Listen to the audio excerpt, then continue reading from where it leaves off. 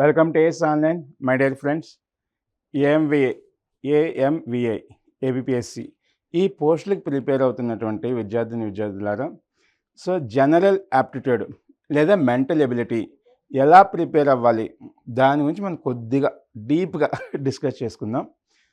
Okay, so general aptitude లేదా mental ability ఏదైనా అనొచ్చు ఫ్రెండ్స్. వెయిటేజ్ ఎలా ఉందంటే మొత్తం 30 మార్కులు ఇచ్చారు. గతంలో జరిగిన పరీక్షను ఆధారంగా చేసుకునే సరే, మామూలుగా మన డిస్క్రిప్షన్ ప్రకారం సరే, టోటల్గా మనకి వెయిటేజ్ 30 మార్కులు ఉంది. ఈ 30 మార్కుల్లో ఏ టాపిక్స్ ప్రిపేర్ అవ్వాలి, ఎలా ప్రిపేర్ అవ్వాలి, మా వంతు చిన్న సాయంగా ఒకసారి చూడండి. ఏం థింక్ చేస్తారంటే మీరు, మనకి జాబ్ కావాలి, జాబ్ వచ్చిన తర్వాత మనం సాధించాం. Okay, right. So mental ability లేదా general aptitude, logical reasoning, analytical ability, data interpretation, statistics, ఇలా 4 మాడ్యూల్స్ ఉంటాయి. సింపుల్గా చెప్పడానికి ఓన్లీ బేసిక్స్ నేర్చుకొని డైరెక్ట్గా ఎగ్జామ్కి వెళ్ళిపోదాం అనుకుంటే అలా కుదరదు. Okay, easy to moderate level ముందుగానే మీరు ప్రిపేర్ అవ్వాలి friends. Okay, easy to moderate level పక్కాగా ప్రిపేర్ అవ్వాలి. Okay, easy to moderate level. Okay, ఏంటేంటి ఫస్ట్ ఈ లాజికల్ అనలిటికల్ తర్వాత మాట్లాడుకుందాం. So first data interpretation, statistics. Only ఈ 2 టాపిక్స్ కనుక బాగా ప్రిపేర్ అయినట్టయితే మనకు వచ్చేటువంటి మార్కులు 15 మార్కులు, 15 marks based on the previous paper. Statistics and basic and data interpretation very important. So data ఇంటర్ప్రిటేషన్లో ఏ టాపిక్స్ ఉంటాయి, ఎలా ప్రిపేర్ అవ్వాలి, స్టాటిస్టిక్స్లోని ఏ టాపిక్స్ ఉంటాయి, ఎలా ప్రిపేర్ అవ్వాలి, అవి తెలుసుకున్న తర్వాత మనకి చిన్నప్పటి నుంచి పరిచయం ఉండేటువంటి లాజికల్ రీజనింగ్, అనలిటికల్ ఎబిలిటీ గురించి డిస్కస్ చేసుకుందాం. Okay, first data interpretation. Pie chart, bar chart, line chart, table chart. Okay, guarantee question. Okay, data interpretation కలిపి 15 మార్క్స్, టోటల్ 15 మార్క్స్. సో మీరు ప్రిపరేషన్ టైంలో కూడా ఫస్ట్ డేటా ఇంటర్ప్రిటేషన్ కంటిన్యూగా ఒక 3-4 hours చదవండి. Statistics కూడా కంటిన్యూగా ఒక 5 అవర్స్, అంతే చాలు. కానీ కాన్సెప్ట్ బాగా ప్రిపేర్ అయ్యి మనం చేసుకున్నట్టయితే కనుక చాలా ఈజీ అయిపోతుంది. సో అసలు pie chart, bar chart, line chart, table chart ఉన్నాయి కదా. సో మనం ఏ చార్ట్ ప్రిపేర్ అవ్వాలి, ఎలా ప్రిపేర్ అవ్వాలి. ఓకే, ఒక చిన్న గైడెన్స్ చూడండి. Demo piece, bar chart. Okay, bar chart. Time in the years, production of the books. Okay, production of books 2001లోని ప్రొడక్షన్ 10,000 ఉందంట. 2002లో ప్రొడక్షన్ 15,000 ఉంది. 2003లో ప్రొడక్షన్ 20,000 ఉంది. 2004లో ప్రొడక్షన్ 8,000 ఉంది. 2005లో 12,000 ఉంది. Okay, production of the books. ఇలాగా ఏ చార్ట్ అయినా ఇవ్వనివ్వండి, ఏ చార్ట్ అయినా ఇవ్వండి, పై చార్ట్ అయినా, బార్ చార్ట్ అయినా, లైన్ చార్ట్ అయినా, టేబుల్ చార్ట్ అయినా, ఏ చార్ట్ ఇచ్చినా సరే మనకి ఓన్లీ 8 అంటే 8 రకాల క్వశ్చన్లు మాత్రమే ఉంటాయి. ఓన్లీ 8 క్వశ్చన్స్ ఉంటాయి. ఓకే, ఆ 8లోనే క్వశ్చన్ అలాగే రిపీట్ అవుతూ ఉంటుంది. సో ఫస్ట్ది ఏంటి? ఓకే, ఒకసారి చూడండి ఫ్రెండ్స్ అందరూ కూడా. ఫస్ట్ది పర్సంటేజ్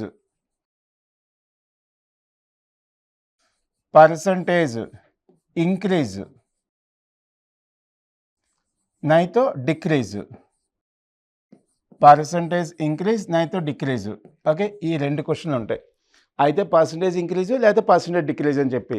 సపోజ్ చూడండి, the production of the books how much percentage increase from 2001 to 2002. Production ఎంత పర్సంటేజ్ పెరిగింది.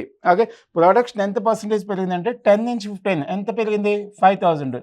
ఈ 5,000 ఇప్పుడు దేంతో కంపేర్ చేస్తాం, 10,000తోనా 15,000తోనా? 10, I mean original. Suppose simple. Okay, me salary 70,000 ఉంది ప్రెజెంట్. నెక్స్ట్ మంత్ 75,000 అయింది అంటే ఎంత పెరిగింది, 5,000 పెరిగింది. ఇప్పుడు 5,000 దేంతో కంపేర్ చేస్తారు, 70,000 70. అలాగే so original value percentage increase అయినా పర్సంటేజ్ డిక్రీజ్ అయినా సరే ఆ డిఫరెన్స్ ఎప్పుడు కూడా ఒరిజినల్తో కంపేర్ చేసుకోవాలి. సో అంటే ఆన్సర్ ఏమవుతుంది, పర్సంటేజ్ ఇంక్రీజ్, పర్సంటేజ్ డిక్రీజ్ ఈ కాన్సెప్ట్ అనేది మనకి ఇన్వాల్వ్ అవుతుంది. So difference by original into 100. So charts నుంచి వచ్చేటువంటి ఫస్ట్ కాన్సెప్ట్ పర్సంటేజ్ ఇంక్రీజ్ అడగచ్చు, పర్సంటేజ్ డిక్రీజ్ అడగచ్చు. ఓకేనా. నెక్స్ట్ రెండో కాన్సెప్ట్ ఏంటంటే average concept. What is the average production of the 2001 to 2005? What is the average? Some of observations by number of observation. Okay. So what is the average production of the 2003 to 2005? So sum by number. I mean average concept is also involved in a chart. Right. Okay. So average concept also involved in a chart. Next ratio concept. Okay. Ratio concept. What is the ratio of the production of the books? 2001 to 2005, 2002 to 2005, anything, ఏమైనా రెండు ఇవ్వచ్చు. Okay. ఏమైనా రెండు ఇచ్చి ఆ రెండింటి మధ్య ratio అడుగుతాడు. సో 2002 to 2003 రేషియో ఎంత? 15:20. వాళ్ళ మధ్య రేషియో ఎంత? 530, 540. అంటే 3:4 ఉంది ఆ ప్రొడక్షన్లో రేషియో అనమాట. అంటే రేషియో అనే కాన్సెప్ట్ కూడా చార్ట్స్లో ఉంటుంది. ఓకే. రేషియో అనే కాన్సెప్ట్ కూడా చార్ట్స్లో ఉంటుంది. Next maximum and minimum. Okay. Max and minimum అంటే where is the highest production, where is the least production, where is the highest average, where is the least average. Okay. Where is the highest salary, where is the least salary, ఏదైనా అడగచ్చు. అంటే ఇక్కడ మరో పదం ఏంటి? Minimum and maximum అనే పదాలు కూడా చార్ట్స్లో ఉంటాయి. Next okay. సిక్స్త్, ఇవి 2, ఇవి 3, 5. Sixth point. Okay. What is percentage of X in Y? So what is the production of the 2001 in 2003 అంటే ఎలా చెప్పచ్చు? సో 10,000 అనేది 2003 ఎంత పర్సంటేజ్? 50. ఓకే. సపోజ్ మీ జీతం ఓకే 50,000 ఉంది. మీ నాన్నగారి యొక్క జీతం ₹1,00,000 ఉంది. ₹1,00,000. ఇప్పుడు మీ జీతం మీ డాడీ శాలరీలో ఎంత పర్సంటేజ్ అంటే 50%. మనం ఎవరితో కంపేర్ చేస్తున్నామో వాళ్ళని డినామినేటర్లో తీసుకోవాలి, మీ వాల్యూని పైన తీసుకోవాలి. సపోజ్ మీ 10th క్లాస్లో మీకు ఎంత పర్సంటేజ్ వచ్చింది? మీ marks by total marks into 100. Okay. అలాగే okay. So what is percentage of X in y అంటే x/y ఇంటూ 100. ఈ కాన్సెప్ట్ కూడా చార్ట్స్లో ఇన్వాల్వ్ అవుతుంది. Next conversion. ఇది కన్వర్షన్ ఓన్లీ పై చార్ట్కి హెల్ప్ అవుతుంది. పై చార్ట్లోని percentage change into degree change into percentage అని ఒక కాన్సెప్ట్ ఉంది. ఈ కాన్సెప్ట్ ఓన్లీ పై చార్ట్ మాత్రం హెల్ప్ అవుతుంది. Next last point depends upon given information. అంటే కొన్ని క్వశ్చన్స్ ఎలా ఉంటాయంటే చార్ట్స్లో ఇవ్వరు. ఓకే. చార్ట్ రూపంలో ఇవ్వరు, ఒక ప్యాసేజ్ రూపంలో ఇచ్చారు. ఓకే. ఒక ప్యాసేజ్ రూపంలో ఇచ్చి ఆ ప్యాసేజ్ నుంచి ఏదైనా ఇన్ఫర్మేషన్ అడగచ్చు. ఓకే ఫ్రెండ్స్ చూడండి. 1 అనుకోండి. 1 2 3 4 5 6 7 ఇక్కడ 2 కాబట్టి 8. ఈ 8 పాయింట్స్ కాకుండా మరో క్వశ్చన్ కనుక మీరు చూసినట్టయితే కామెంట్ చేయొచ్చు. ఓకే. రిప్లై ఇవ్వండి. మీకు ఎంత పెద్ద చార్ట్ అయినా సరే ఈ 8 కాన్సెప్ట్స్లోనే ఉంటుంది. రైట్. ఇవి కొంచెం బాగా ప్రిపేర్ అయినట్టయితే మన ఎగ్జామినేషన్ క్వశ్చన్ మీరు చాలా ఈజీగా చేసేయచ్చు. రైట్. ఇది డేటా ఇంటర్ప్రిటేషన్ గురించి. స్టాటిస్టిక్స్ మరి ఎలా ప్రిపేర్ అవ్వాలి, అసలు ఏ కాన్సెప్ట్స్ ఉంటాయి దాని గురించి కూడా చూడండి. ఫస్ట్ స్టాటిస్టిక్స్లో ఇది మొత్తం కాన్సెప్ట్ అండి. ఓకే. మొత్తం కాన్సెప్టే. సో కొంతమందికి స్టాటిస్టిక్స్ ఎక్కడి నుంచి స్టార్ట్ చేయాలి, ఎక్కడ క్లోజ్ చేయాలి తెలియదు, ఏం ప్రిపేర్ అవ్వాలో తెలియదు. కొంతమందికి, అందరికీ కాదు, కొంతమందికి, వాళ్ళ కోసం. ఓకే. ఏమేం ప్రిపేర్ అవ్వాలంటే ఫస్ట్ ఫ్రీక్వెన్సీ గ్రాఫ్స్. అసలు స్టాటిస్టిక్స్లోని మెయిన్ ఏంటి? Mean, median, mode. Okay. Mean, median, mode ఎలాగైనా ఫైండ్ అవుట్ చేసేస్తూ ఉంటాం. కానీ ఎక్స్ యాక్సిస్, వై యాక్సిస్ మధ్యలోని మీన్, మీడియన్, మోడ్ ఎలా ఫైండ్ అవుట్ చేయాలి అంటే ఫ్రీక్వెన్సీ గ్రాఫ్స్ ఉపయోగిస్తాం. మెజర్స్ ఫ్రీక్వెన్సీ డిస్ట్రిబ్యూషన్ అంటే ఏంటంటే మనకి ఎగ్జామినేషన్లోని క్వశ్చన్స్ ఎలా వస్తాయి, దాన్ని ఎన్ని రకాలుగా ఇవ్వచ్చు, దాన్ని ఫ్రీక్వెన్సీ డిస్ట్రిబ్యూషన్ అని అంటారు. మెజర్స్ ఆఫ్ సెంట్రల్ టెండెన్సీ అంటే మనకి ఎప్పుడు రెగ్యులర్గా ఫాలో అవుతుంది కదా, మీన్ మీడియన్ మోడ్ని మెజర్స్ ఆఫ్ సెంట్రల్ టెండెన్సీ అని అంటారు. మెజర్ ఆఫ్ డిస్పర్షన్ ఇది extension. Mean deviation, quartile deviation, standard deviation ఈ టాపిక్స్ ఉన్నాయి కదా, వీటి గురించి. ర్యాంక్ కోరిలేషన్ ఇది ఇండిపెండెంట్, ఎవరి మీద డిపెండ్ అవ్వదు, సింగిల్గా వచ్చేస్తుంది. Okay, first frequency graph. అందులో ఏమేమి ఉంటాయి? Histograms, frequency polygons, frequency curve. ఈ 3 చదవాలి. హిస్టోగ్రామ్ అంటే ఏంటి, ఫ్రీక్వెన్సీ పాలిగన్ అంటే ఏంటి, ఫ్రీక్వెన్సీ కర్వ్ అంటే ఏమిటని జాగ్రత్తగా చదువుకోవాలి. హిస్టోగ్రామ్స్లోని మోడ్ ఫామ్ అవుతుంది, ఫ్రీక్వెన్సీ పాలిగన్లోని అర్థమెటిక్ మీన్ ఫామ్ అవుతుంది, ఫ్రీక్వెన్సీ కర్వ్లోని మీడియన్ ఫామ్ అవుతుంది. ఈ 3 ఎలా ఫామ్ అవుతున్నాయి ఇవి చదువుకోవాలి. అది ఫ్రీక్వెన్సీ గ్రాఫ్ అంటే.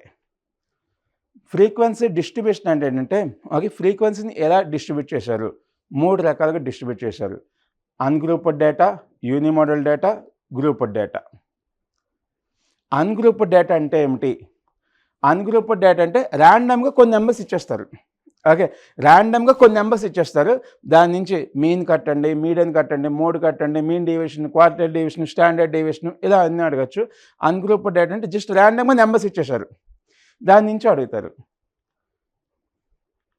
నెక్స్ట్ యూనిమోడల్ డేటా అంటే ఒక పర్టికులర్ సీరియల్ నెంబర్కి ఒక పర్టికులర్ ఫ్రీక్వెన్సీ ఉంటుంది, ఒక పర్టికులర్ సీరియల్ నెంబర్కి ఒక పర్టికులర్ ఫ్రీక్వెన్సీ ఉంటుంది. ఓకే, సపోజ్ మన ఎగ్జామినేషన్ స్కూళ్ళలో కాలేజీలో చూసుకుంటే కరెక్ట్గా 500 మార్క్స్ వచ్చిన వాళ్ళు ఎంతమంది, ఒక పర్టికులర్ నెంబర్ ఇచ్చేసేయాలి. సో 100కి 100 వచ్చిన వాళ్ళు ఎంతమంది, ఫ్రీక్వెన్సీ పర్ఫెక్ట్గా ఇవ్వాలి, దాన్ని యూనిమోడల్ అంటారు. గ్రూప్ అంటే ఎలా ఉంటుందంటే, సపోజ్ 10 నుంచి 20 మార్కుల మధ్యలో ఎంతమంది స్టూడెంట్స్ ఉన్నారు, 20 నుంచి 30 మార్కుల మధ్యలో ఎంతమంది స్టూడెంట్ ఉన్నారు, దాన్ని గ్రూప్ అంటారు. ఓకే, సో గ్రూప్ అంటే ఒకసారి చూడండి, ఇది క్లాస్ ఇంటర్వెల్, ఇక్కడి నుంచి ఇక్కడికి ఎంతమంది ఉన్నారు, 10 to 19కి ఎంతమంది ఉన్నారు, ఇలా చూపిస్తే కనుక దాన్ని గ్రూప్ డేటా అని అంటారు. ఇప్పుడు మై డియర్ ఫ్రెండ్స్, కొంతమందికి సో ఇదంతా మేము మర్చిపోయాము సార్, ఓకే ఇదంతా కూడా మేము మర్చిపోయాము, కొంచెం చిన్న ఐడియా ఇస్తే బాగుంది అని చెప్పి ఎవరో ఒక్కరికైనా అనిపిస్తుంది కదా, ఆ ఒక్కరి కోసం చూడండి. First class interval frequency.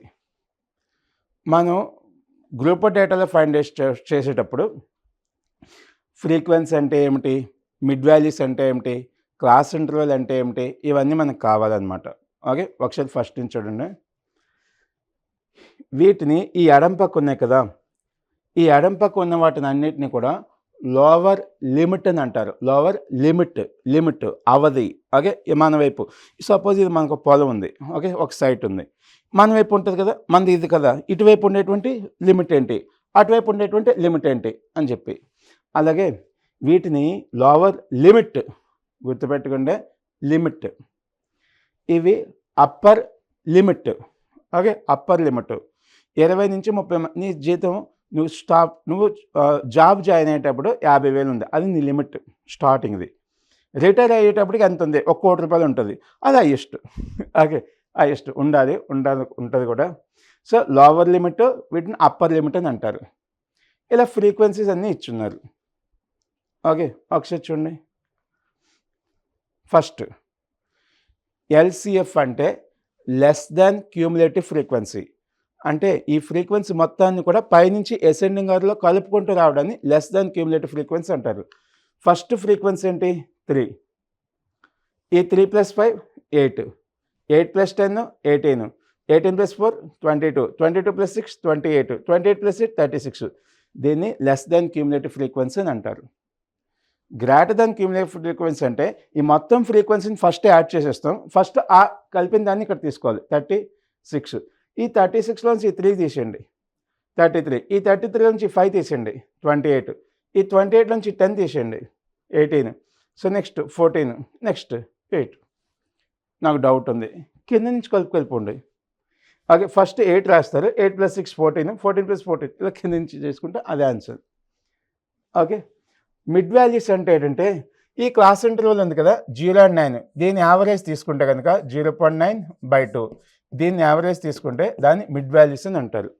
చూడండి 4.5, అలా ప్రతిదీ కూడా వాటిని మిడ్ వాల్యూస్ అని అంటారు. ఓకే, ఎప్పుడు కూడా హైయెస్ట్ ఫ్రీక్వెన్సీ ఉన్న దగ్గరే మనం మీన్ కానీ మీడియన్ కానీ మోడ్ కానీ ఫైండ్ అవుట్ చేస్తాం.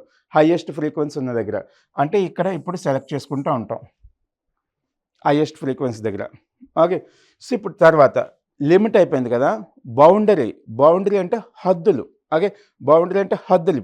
ఓకే, ఇప్పుడు మీకు నచ్చిన ఫ్రీక్వెన్సీ తీసుకోండి, మీకు నచ్చింది తీసుకోండి. 10 తీసుకుందామా? ఓకే, ఈ 10 యొక్క లోవర్ లిమిట్ ఏంటి? 20. ఈ 10 యొక్క లోవర్ లిమిట్ 20. ఆ పైన ఉండేటువంటి క్లాస్ ఇంటర్వెల్కి అప్పర్ లిమిట్ ఏంటి? 19. ఈ రెండింటి యొక్క యావరేజ్ ఏమంటారంటే, ఓకే, ఈ రెండింటి యొక్క యావరేజ్ ఈ క్లాస్ ఇంటర్వెల్కి లోవర్ బౌండరీ అని అంటారు. ఈ క్లాస్ ఇంటర్వెల్కి లోవర్ బౌండరీ అని అంటారు. ఓకే, లోవర్ బౌండరీ అని అంటారు. ఓకేనా ఫ్రెండ్స్? ఈ క్లాస్ ఇంటర్వెల్ ఈ ఫ్రీక్వెన్సీ కరెస్పాండెంట్గా ఉండేటువంటి క్లాస్, ఈ ఫ్రీక్వెన్సీకి రిలేటెడ్గా దీన్ని లోవర్ బౌండరీ అని అంటారు. ఓకే, అప్పర్ బౌండరీ అంటే ఏంటంటే మీకు నచ్చిన ఫ్రీక్వెన్సీ తీసుకోండి, మీకు నచ్చింది తీసుకోండి, మీకు నచ్చిన ఫ్రీక్వెన్సీ తీసుకోండి. ఓకే, మీకు నచ్చింది, మళ్ళీ అదే నచ్చిందా? ఓకే. సో ఈ 29 అప్పర్ లిమిట్, దాని తర్వాత వచ్చేటువంటి లోవర్ లిమిట్ యావరేజ్ని ఆ ఫ్రీక్వెన్సీ యొక్క రిలేటెడ్గా ఆ క్లాస్ ఇంటర్వెల్కి అప్పర్ బౌండరీ అని అంటారు. సింపుల్గా ఏంటంటే ఏదైనా ఒక ఫ్రీక్వెన్సీకి అప్పర్ బౌండరీ అనేది ఆ తర్వాత వచ్చే నెక్స్ట్ ఫ్రీక్వెన్సీ, ఆ నెక్స్ట్ క్లాస్ ఇంటర్వెల్కి లోవర్ బౌండరీ అవుతుంది. ఓకేనా? ఇవ్వండి లోవర్ బౌండరీ అంటే ఇది టేబుల్లో మనం ఐడెంటిఫై చేసుకోవాల్సింది. రైట్. తర్వాత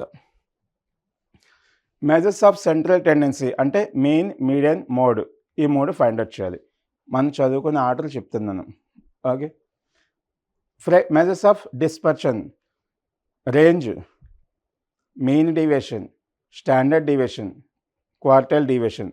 ఓకే, ఇప్పుడు చెప్పిన ప్రతి దానికి కూడా యూనిమోడల్ అయితే ఎలా చేస్తాం, గ్రూప్ డేటాలు అయితే ఎలా చేస్తాం, అన్గ్రూప్ డేటా అయితే ఎలా చేస్తాం, ప్రతిదీ నేర్చుకోవాలి. ఎస్పెషల్లీ AMVI ప్రిపేర్ అవుతున్నటువంటి స్టూడెంట్స్. ఎగ్జామ్ పేపర్ చూసాం సార్. ఓకే, ఎలా ఉందంటే కనుక బేసిక్ నాలెడ్జ్ ఉపయోగించి మనం ఎగ్జామ్ రాసేటట్లేదు. ఓకే, అంటే కామన్గా ఉండే స్టూడెంట్ పరంగా ఆలోచించాలి, టాపర్స్ గురించి కాదు, కామన్గా. ఓకే, ఒక మాలంటే చిన్నగా నార్మల్గా చదువుకునే వాళ్ళకి, ఓకే, నార్మల్గా చదువుకునే వాళ్ళ పాయింట్ ఆఫ్ వ్యూ ఆలోచించుకోవాలి. అది బేసిక్స్ ప్రిపేర్ అయిపోయి ఎగ్జామ్ రాసేటట్టు ఉండదు. బేసిక్ నుంచి మోడరేట్గా ప్రిపేర్ అవ్వాలి, ప్రిపేర్ అవ్వాలి. మన సెల్ఫ్ ప్రిపరేషన్ అయ్యేటప్పుడు బేసిక్ నుంచి మోడరేట్గా, డిఫికల్ట్ ఉండదు. ఎందుకంటే ఇచ్చిన టైంలోని క్వశ్చన్ సాల్వ్ చేయాలి. ఆ ఇచ్చిన టైంలో క్వశ్చన్ సాల్వ్ చేసే విధంగానే క్వశ్చన్ ఫ్రేమ్ చేస్తారు. అంతే తప్ప మీరు ఇంకా క్వశ్చన్ రాయకూడదు, మీ మీద కక్ష పెట్టేసి క్వశ్చన్ ఇవ్వరు. ఓకే, కక్ష పెట్టి క్వశ్చన్ ఇవ్వరు. మనం ఇచ్చినటువంటి లిమిట్లో టైం మేనేజ్మెంట్లో ఉండే విధంగానే క్వశ్చన్ ఉంటుంది. కానీ మనం బేసిక్ టచ్ చేసి వదిలేస్తాం కదా, అక్కడ మనం ఇబ్బంది పడతాం. బేసిక్ నుంచి మోడరేట్ వరకు వెళ్ళండి. ప్రతి ప్రశ్న కూడా అన్గ్రూప్డ్ డేటాలు అయితే ఎలా సాల్వ్ చేస్తాం, యూనిమోడల్ డేటా అయితే ఎలా సాల్వ్ చేస్తాం, గ్రూప్ డేటా ఎలాగైతే సాల్వ్ చేస్తాం, ఒక మంచిగా పేపర్స్ పెట్టుకొని ప్రిపేర్ అవ్వండి. ఓకే, మంచిగా ప్రిపేర్ అవ్వండి. ఓకే, స్టార్ట్, డేటా ఇంటర్ప్రిటేషన్ కలిపి 15 మార్కులు ఉంటాయి, మిగతావన్నీ కలిపి 15 మార్కులు. ఆ మిగతా టాపిక్స్లో కూడా బేసిక్స్ వచ్చేసి అవి ప్రిపేర్ అయినట్టు లేవు. ఓకే, మనం ఇంతవరకు ప్రిపేర్ అవుతున్నామా, ఆ నెక్స్ట్ లెవెల్ క్వశ్చన్స్ ఉంటున్నాయి. ఓకే, ఈ నెక్స్ట్ లెవెల్ ప్రిపేర్ అయితే ఈ లెవెల్ వస్తే మనం ఈజీగా చేసేస్తాం. ఓకే ఫ్రెండ్స్, ర్యాంక్ కోరిలేషన్ ఇది. Okay, single. ఓకే, షేర్ అనమాట, డైరెక్ట్ వస్తే క్వశ్చన్ అంతే. వెర్బల్ రీజనింగ్ నుంచి మనకి ఇవన్నీ తెలిసినవే. Letter concept. Okay friends, letter concept, numbers, coding, decoding, directions, blood relation, seating arrangement, ranking concept, symbols and notation, mathematical operation, logical Venn diagrams, clocks, calendar, ordering, symbols and notations. Okay, 2 times ఉంది, చూసుకోండి. ఇది verbal reasoning చూసుకోవాల్సిన concept. దీని నుంచి maximum వచ్చేసరికి 10 to 11 questions వస్తాయి, 10 to 11. Okay, non verbal, క్యూబోడైసీ analytical figure. Okay, 2 questions expect చేయొచ్చు. 3 కాంబినేషన్లు అంటున్నా. ఓకే, 3 కాంబినేషన్లు. Next logical Venn diagram. Okay, next logical reasoning. Logical reasoning. Logical reasoning అంటే బేస్డ్ ఆన్ ద స్టేట్మెంట్ని ఉపయోగించి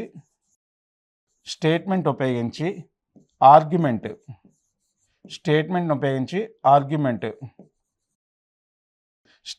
ఉపయోగించి అజంప్షన్, స్టేట్మెంట్ ఉపయోగించి conclusion. Next cause and effect, course of action. దీని నుంచి ఎక్స్పెక్టెడ్ 2 క్వశ్చన్స్. సిలాగిజం అనే ఒక టాపిక్ ఉంది, అది ఇండిపెండెంట్, అది ఎవరి మీద డిపెండ్ అవ్వదు. సిలాగిజం నుంచి 1 రావచ్చు, 2 రావచ్చు, మ్యాక్సిమం 2. అది ఆల్రెడీ చెప్పుకున్నాను, verbal reasoning I think. Syllogism topic నుంచి 2 రావచ్చు, మినిమం 1. సో మ్యాక్స్ 2 వరకు. ఓకే, మ్యాక్సిమం 2 వరకు ఇలా ప్రిపేర్ అవ్వాలి ఫ్రెండ్స్. ఓకే, ఇదంతా కూడా మనకి ఏఎంవిఏ మెంటల్ ఎబిలిటీలో వే ఆఫ్ ప్రిపరేషన్. ఓకే, మనకంటూ ఒక సెల్ఫ్ మోడ్ ఉంటుంది, మీ ఇష్టం. ఓకే, సో ఇది ఏ విధంగా ప్లాన్ చేసుకున్నట్టయితే మనం ఈజీగా స్కోర్ చేయొచ్చు. కానీ ప్రిపరేషన్ అనేది నోటిఫికేషన్ వచ్చేంత వరకు వెయిట్ చేయకుండా ఇప్పుడే స్టార్ట్ చేయండి. ఓకే ఫ్రెండ్స్, మన ఏస్ ట్రాక్ రికార్డ్ చూసుకున్నట్టయితే కనుక ఇక్కడ ఒకసారి చూడండి, ఇది already proved. Okay, so proved track record. APPSC and TGPSC selections, TGPSC 2022 notification. ఆ నోటిఫికేషన్లో మనకి 500+ పోస్టులు మనకు వచ్చాయి మన స్టూడెంట్స్కి.